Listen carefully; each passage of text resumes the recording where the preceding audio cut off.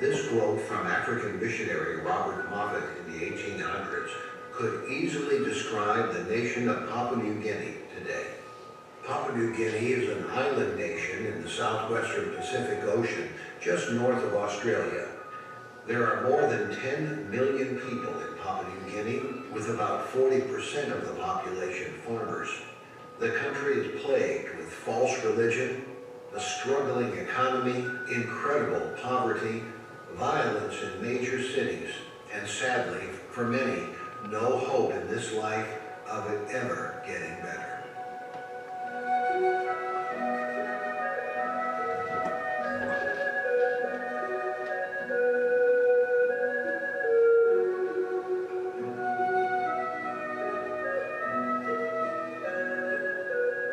Years ago, God began moving in the hearts of Mark and Christy to go there and bring these people the gospel. As youngsters, Mark and Christy prayed to go to Papua New Guinea, and after training and blessing from their home church, Old Paths Bible Baptist Church in Holly, New York, as adults, the dream became a reality in 2011, when the Mark Helzerman family moved there and began to spread the good news of Jesus Christ to a people, many of whom were blind to the truth.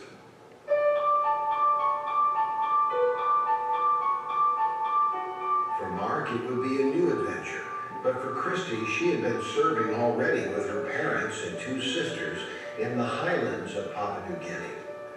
As the Lord saw fit, God brought them together to work as a team. After 1 year of service with Dr. John Gray in Kerama on the southern coast, the Mark Helzerman family resettled to an outstation called Trinity. With their 8 children, they have been faithful in each phase of the work. Much sweat and many tears have been shed in the reconstruction, building, and maintaining of this small work on the side of a mountain overlooking a small airstrip. The Kaintiba airstrip is the main road to bring in building supplies, materials for the ministry, and of course, food and supplies. The Hamti people are introverted and mostly uneducated. This makes the ministry more challenging.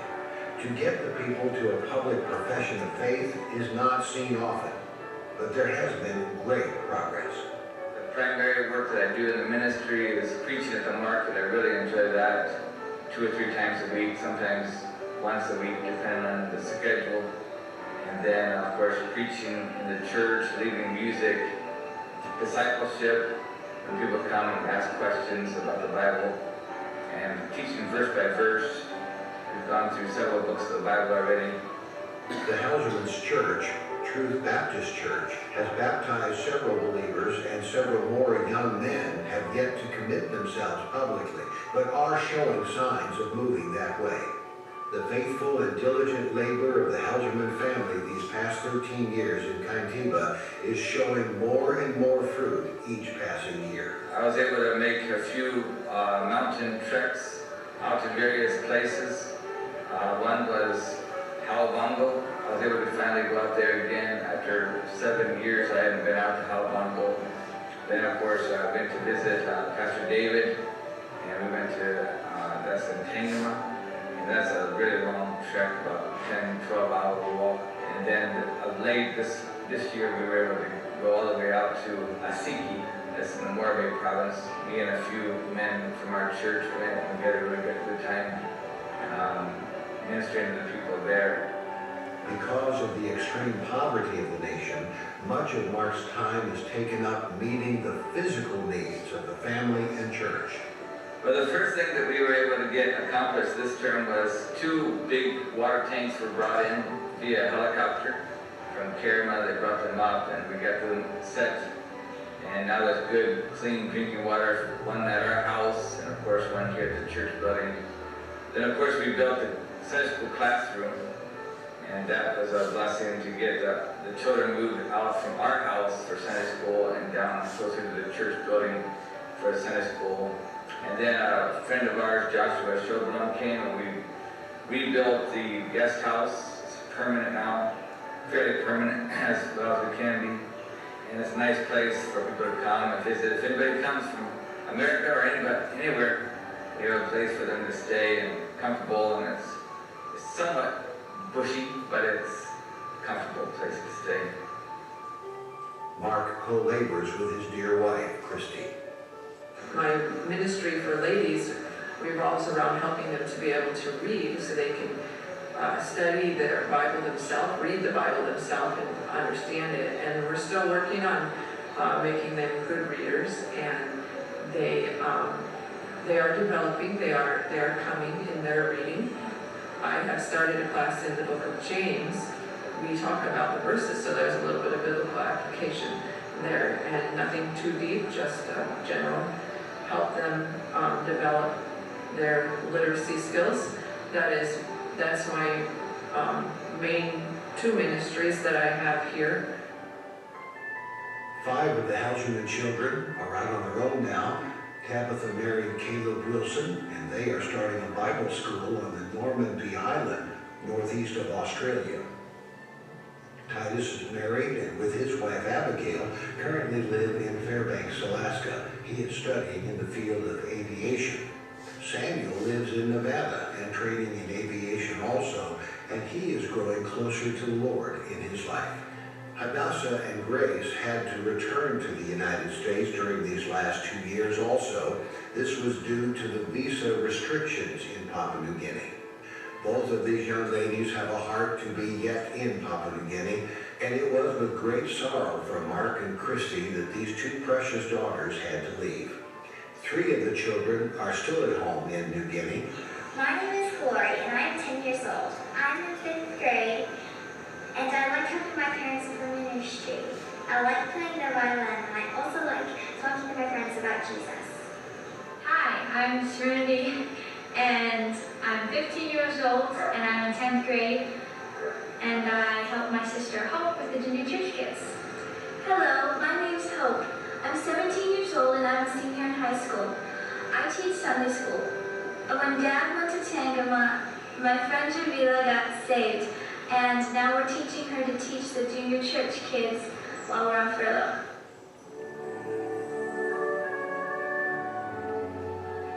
Besides their part in the household work, they participate in their own way among the native children and love to play musical instruments. They are setting a good example for the Papua New Guineans to follow.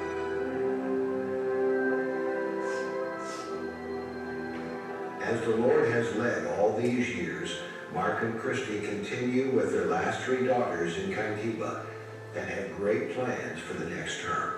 We'd like to really start a day school, if possible, teaching the young children at first kindergarten level, and see how the Lord takes us from there. But we'll pray about that, and it's a large expense for the children here, so we'll pray about sponsoring certain children. Of course, continue verse by verse teaching the Bible and training up families in our church to serve the Lord. Mark and Christy Helzerman are continually thankful for all the financial support and the many prayers of those in America. Please continue to pray for them and consider what part God would have you to do concerning the ministry God has enabled them to do.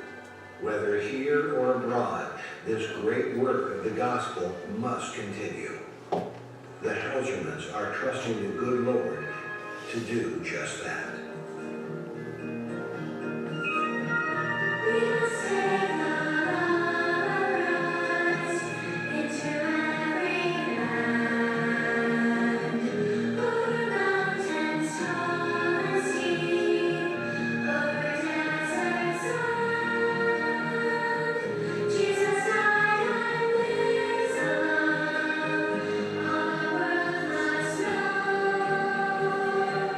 People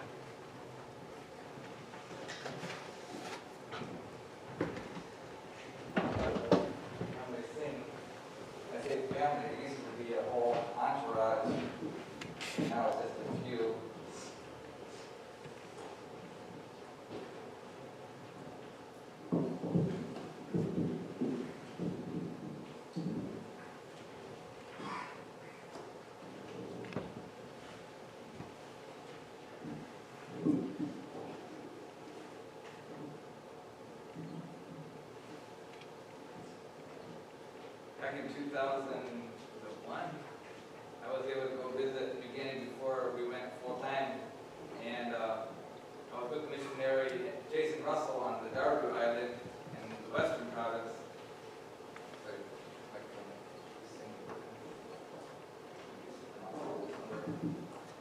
And so his theme for that church, for his church that year was stand in the gap. And so when I came back to the States, the Lord gave this song to me about family stand in the gap.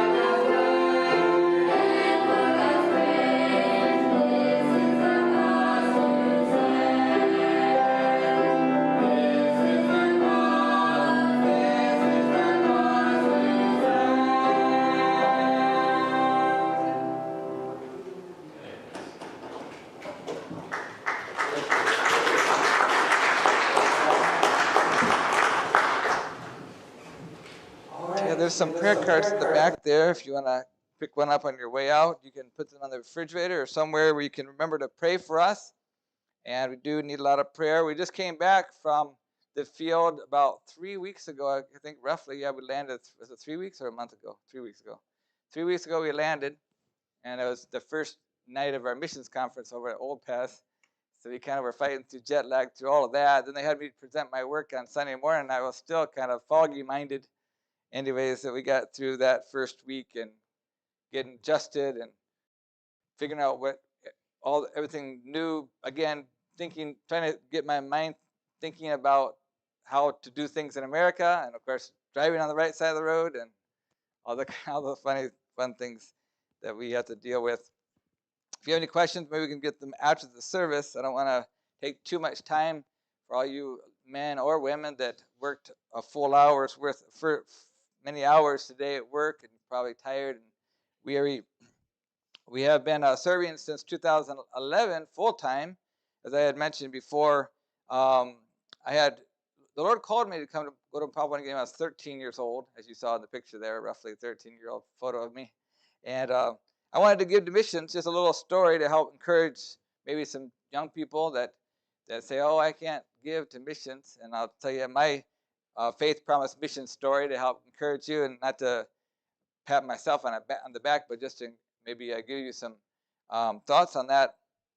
I was raised in a family of godly parents, and they really had a mind for missions, and they were home missionaries themselves, printing, bearing precious seed materials, John and Romans, and the New Testaments for different languages, different missionaries. And we did a lot too for missionaries in Papua New Guinea, and they did the bilingual New Testament, which was more of a King James equivalent.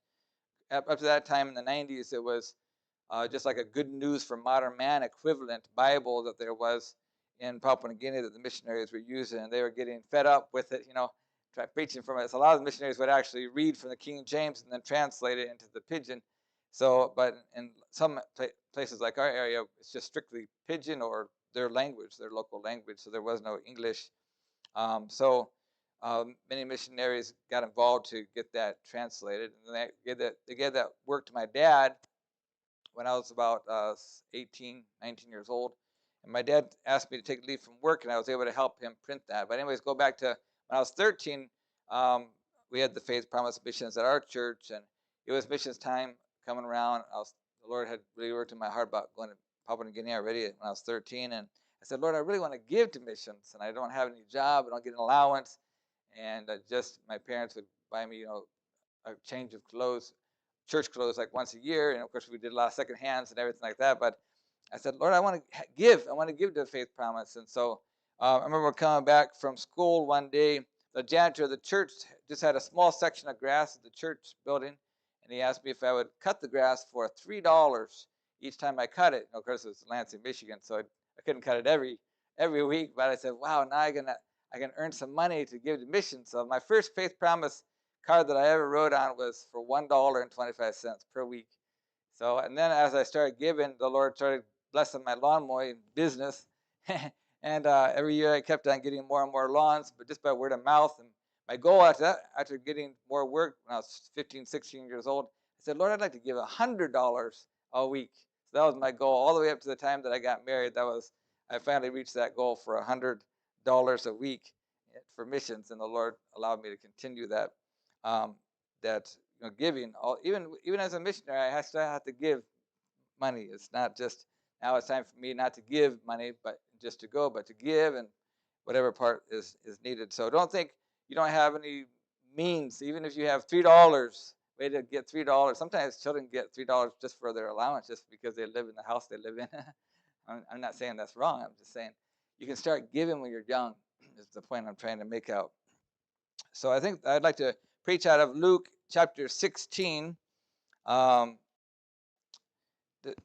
The first couple of verses here, the Lord Christ Jesus is talking to his disciples about a story, and it really has an important message for missions here. And really the message, the points for the message are all in 9, but I want to read down from verse 1 so you can get an idea of what Jesus is talking about here. And he said, Jesus is talking, also unto his disciples, there was a certain rich man which had a steward. This is Luke chapter 16, verse 1.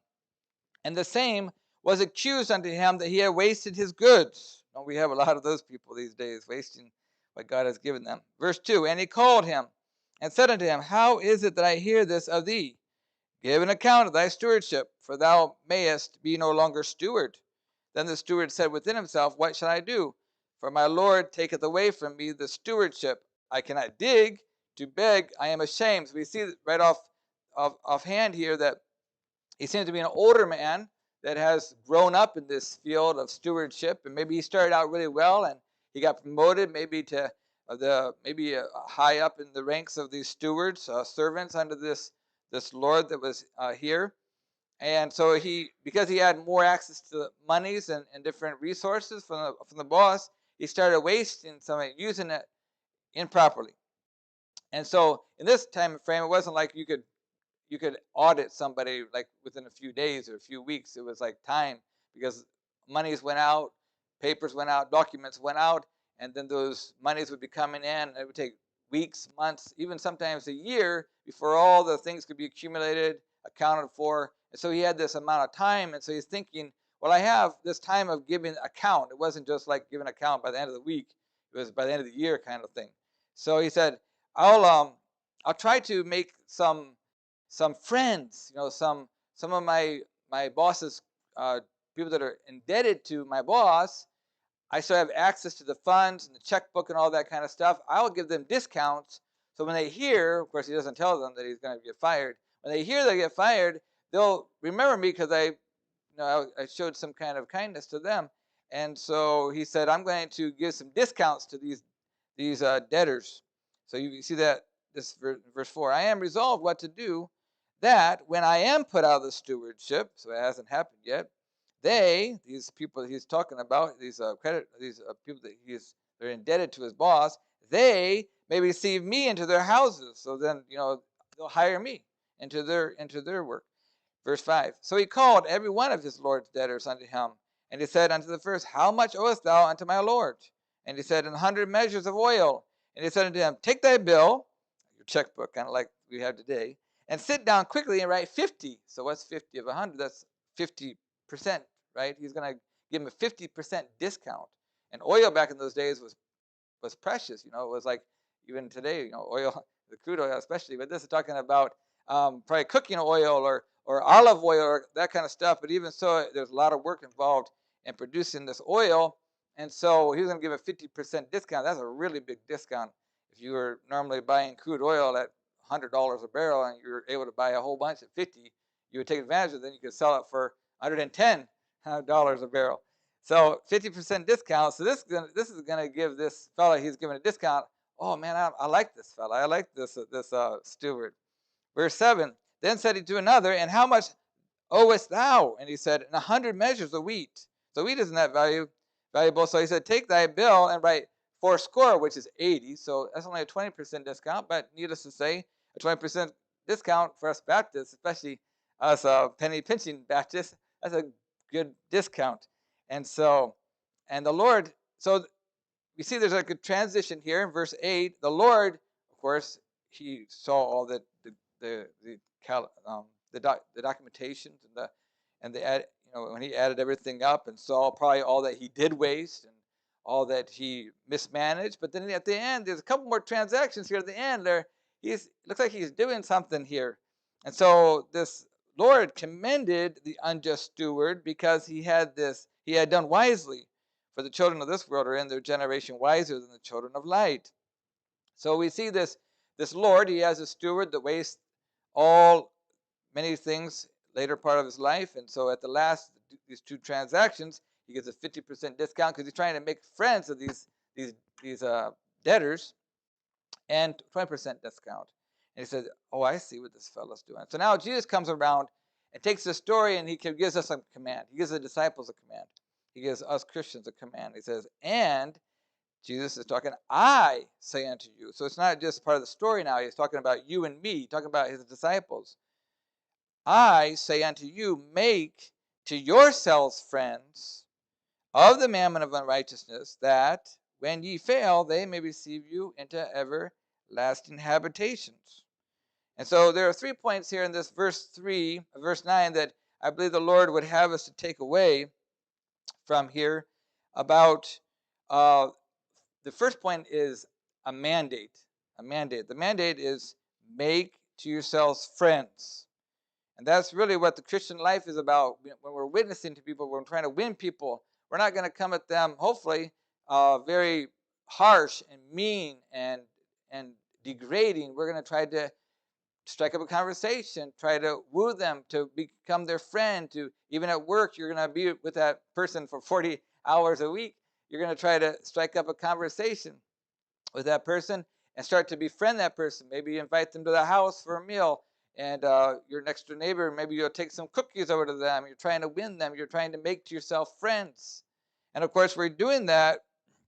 These points aren't very long, but the points I'll give quickly. But the point 2, we see how do we make these friends. So the mandate is make to yourself friends, and God gives us the means. Whenever God gives us a command to do something, he doesn't expect us to do without the means, the ability. And that's what we see of the mammon of unrighteousness. So we're going to make ourselves friends with the physical things of this life that we have, of the mammon of unrighteousness. That's just talking about the physical things of this life.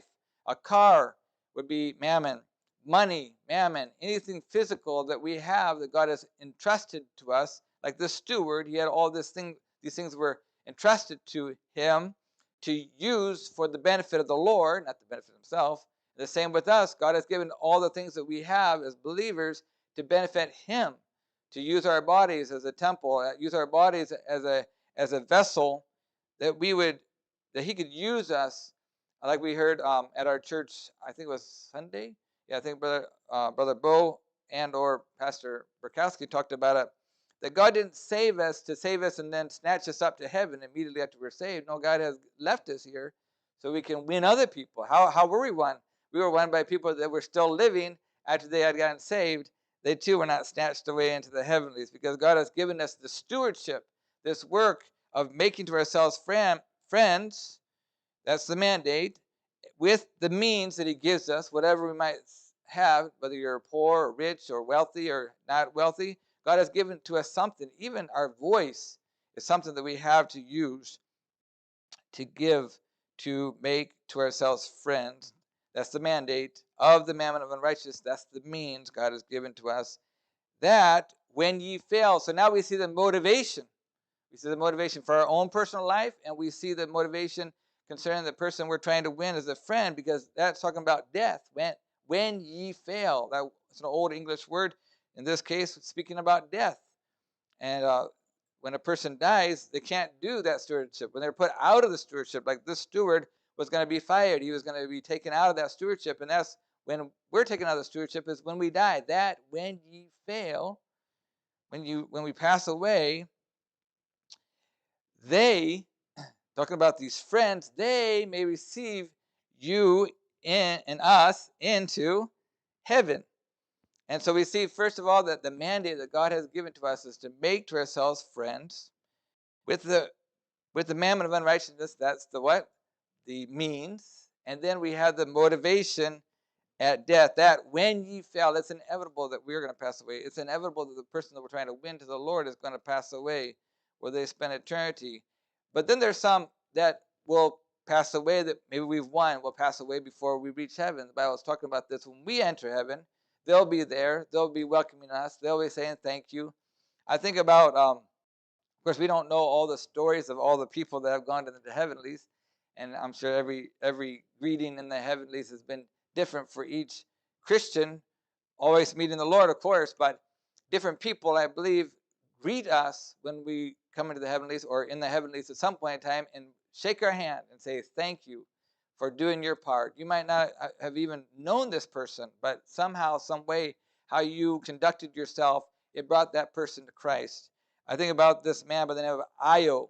When I first went to New Guinea in 1996, when my dad and I printed the bilingual New Testament, the King James equivalent that we had been working on, I printed that with my dad at the Bearing Precious Seed Ministry in Lansing, Michigan, where I grew up.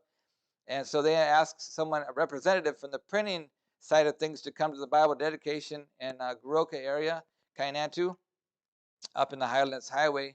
And so they delegated me to go, and I said, I'm happy to go. I've been praying about New Guinea for a long time. By this time, I was about 19 years old. I turned 20, actually, when I was there in the country. And so went, and I first went to Brother John Gray, my mentor and my sponsor as well, our sponsor into Papua New Guinea. And so I went to visit him. I was still single at the time, 1996. And so when I went there, he was really struggling in Kerema first. And he actually was trying to relocate to another place, about an hour or two up the swamps. But the Lord stopped that and brought him back to Kerema. But during that time, I was there with him in Kerema. And then we went up to that place with the MAF airplane, and went up there for a few days, maybe 5 or 6 days, and visited with another missionary, the Keck family.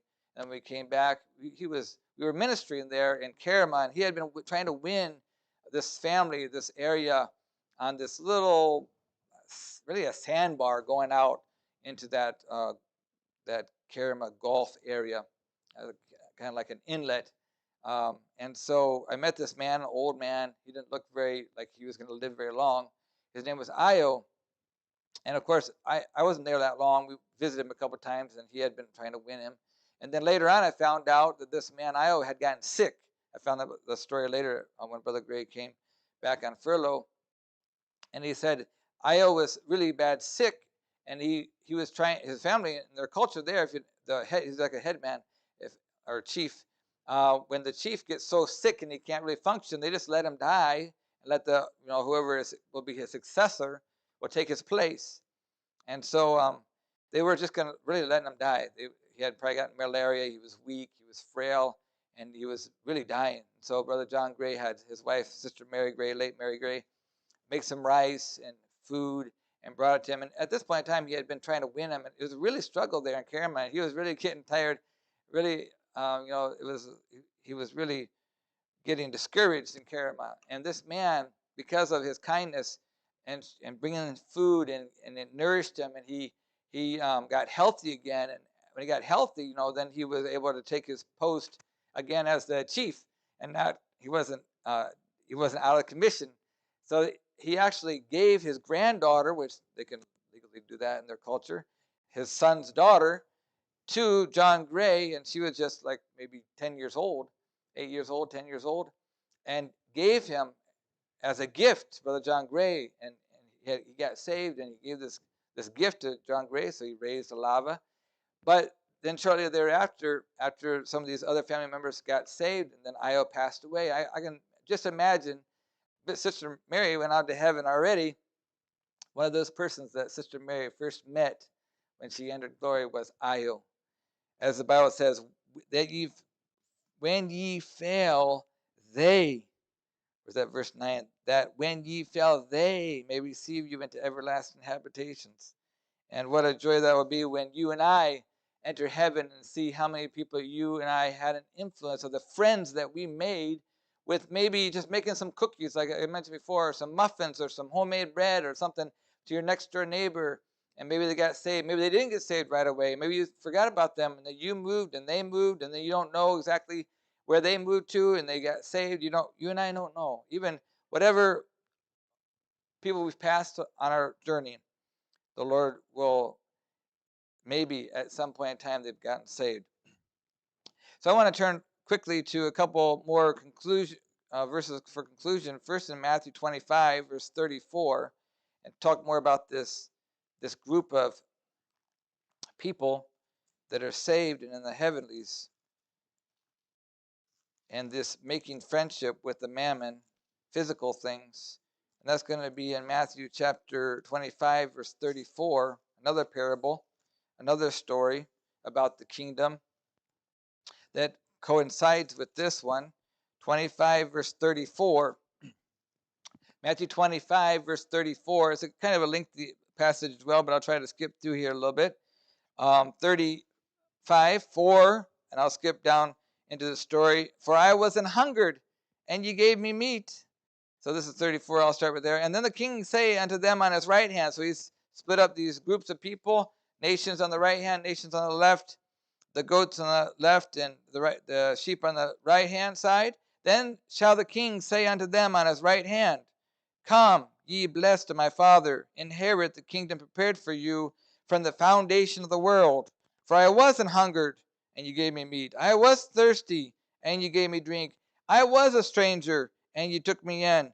Naked, and ye clothed me. I was sick, and ye visited me. Like John Gray and Io. I was in prison, and ye came unto me. Then shall the righteous answer him, saying, Lord, when saw we thee an hungered, and fed thee, or thirsty, and gave thee drink? When saw we thee a stranger, and took thee in, or naked, and clothed thee? Or when saw we thee sick, or in prison, and came unto thee? And the king shall answer and say unto them, Verily I say unto you, inasmuch as ye have done it unto one of the least of these, and key word here, my brethren, ye have done it unto me. So you see these physical things, these things of mammon, feeding the people that are sick, helping people that are in prison, going here, going there, bringing these physical helps to people, and it influences them unto salvation. Christ says, these were me. I was there. When you were feeding them, you were winning them to me. You were doing it as if you were doing it to me. My brethren, here, the ones that are saved, my brethren. And then you read down to the next part, the ones that on the left-hand side. He says, Depart from them, verse 42, for I wasn't hungered. And the same story going down.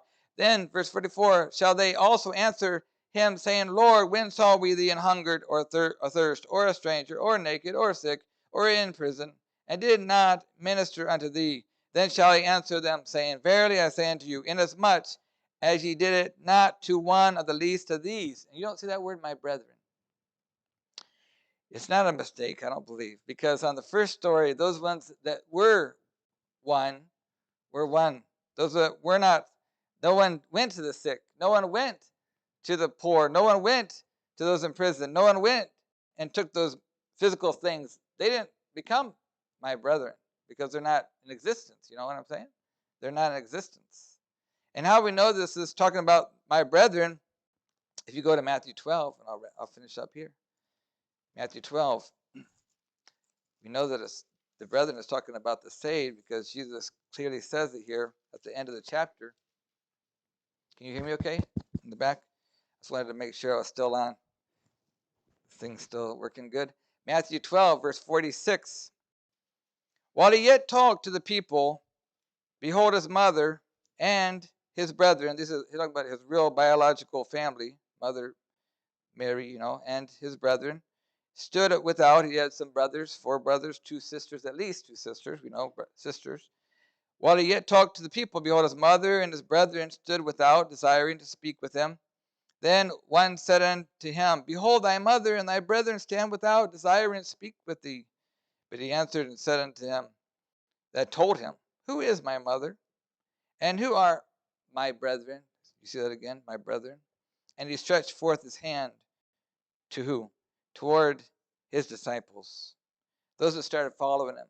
Those who got saved. He said, these are my brethren. Whosoever shall do, he said, behold my mother and my brethren. For whosoever shall do the will.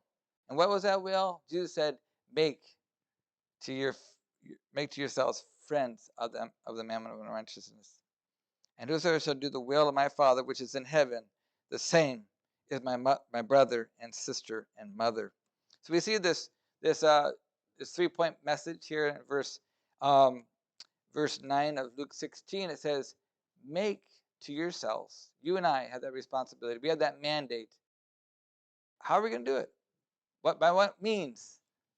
The physical things God has given us, the things of the mammon, feeding the poor, helping this person, reaching out to your neighbor, your co-worker, your brother, your sister, your mother, your father, and bringing them in and seeing them won for the Lord, so the Lord can say, hey, these are my brethren. These are the ones that are my disciples. These are the ones that were saved because people went out. I love that. When I came down the road, I was coming in late, a little bit later than I wanted to be here, and it felt like winter again. And I haven't been here in a few winters. And I was thinking, man, I think I must have missed summertime.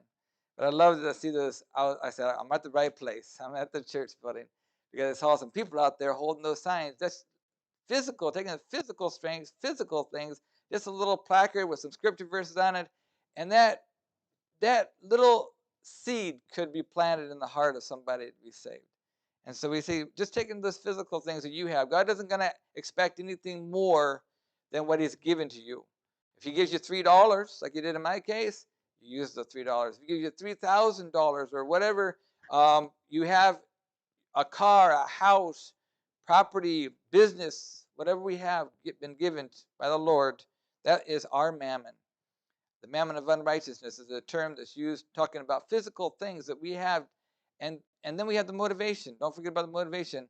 That when ye fell, that's the time of our stewardship is finished. That's when we're going to be released from that duty. And of course, we're going to be going to heaven. But when we get to heaven, will Christ say, well done, thou good and faithful servant, like a steward. With what God gave us, he's not going to ask us to do more than what he has given to us to do. And so I pray that would minister your heart tonight. I'll have you all stand up and pray.